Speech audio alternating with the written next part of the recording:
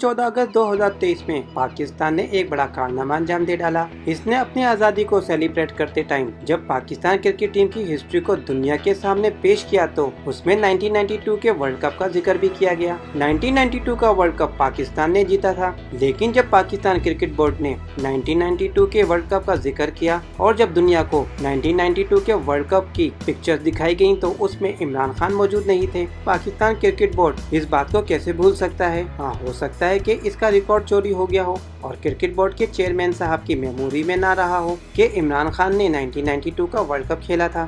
इसीलिए जिन पिक्चर्स को दुनिया के सामने पेश किया गया उन पिक्चर्स में इमरान खान मौजूद नहीं थे। पाकिस्तान क्रिकेट बोर्ड इस बात को तो भूल सकता है, लेकिन दुनिया इस बात को नहीं भूल सकती, क्योंकि दुनिया के पास 1992 के वर्ल्ड कप का रिकॉर्ड भी मौजूद है, पिक्चर्स और वीडियोस भी मौजूद हैं। और यही वजह है कि आज पूरी दुनिया में पाकिस्तान को तनकीद का निशाना बनाया जा रहा है।